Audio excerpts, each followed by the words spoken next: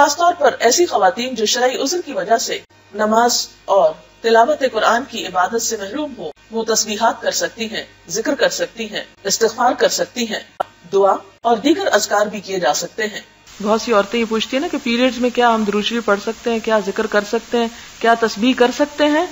تو یہی بات جو ہے یہ اس چیز کی دلیل بن رہی ہے کہ آپ صلی اللہ علیہ وسلم نے کیا حکم دیا خواتین کو کہ ان بچیوں کو بھی لے کے جائیں جو حیض کی حالت میں ہو، وہ گھر نہ بیٹھی رہیں عید کے دن، وہ بھی نکلیں، تھوڑے عید کا نظارہ دیکھیں اور کیا کریں، یکبرنا، تکبیر پڑھیں، بتکبیرہم، اپنی تکبیر کو، ویدعونا، اور دعا میں شریک ہوں، یعنی دعا کریں یا دعا میں شریک ہوں۔ تو گویا عورت حالت حیض میں دعا کر سکتی ہے اور دعا میں شریک بھی ہو سکتی ہے، یا ذکر کی مجلس میں شریک ہو سکتی۔ حالت حیض حالت جنابت ہے، اور حالت جنابت میں آپ صلی اللہ علیہ وسلم نے تکبیر پڑھنے کا، اللہ کا نام لینے کا حکم دیا، یعنی اجازت دی۔ گویا رخصت ہے عورت کے لیے کہ ایسی حالت میں اللہ کا ذکر کر لے۔ اور ابراہیم نخعی کہتے ہیں لا بأسا، کوئی حرج نہیں، ان تقرأ الآیہ، کہ عورت ایک آیت پڑھ لے قرآن کی، یعنی عورت اگر کوئی آیت قرآن کی پوری پڑھ لیتی ہے حیض کی حالت میں تو کوئی حرج نہیں۔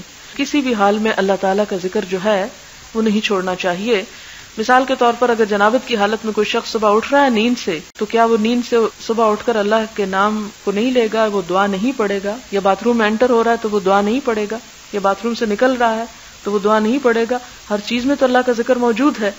تو زبان سے اللہ کا ذکر کیا جا سکتا ہے، صرف یہ کہ ایک مخصوص طریقے پر عبادت جو ہے وہ منع کی گئی ہے۔ اسی طرح یہ ابن عباس کی جو انہوں نے یہاں رائے دی کہ ابن عباس جو تھے وہ اس کا جواز دیتے تھے، اور اس کا جواز ان کے پاس کیا تھا، وہ ہرقل کی طرف لکھا جانے والا خط۔ اگر ایک کافر جو غسل جنابت نہیں کرتا، آپ صلی اللہ علیہ وسلم نے اس کے پاس بسم اللہ اور آیت لکھ کے بھیجی اور اس نے پڑھ لی، تو ایک مسلمان کیوں نہیں پڑھ سکتا؟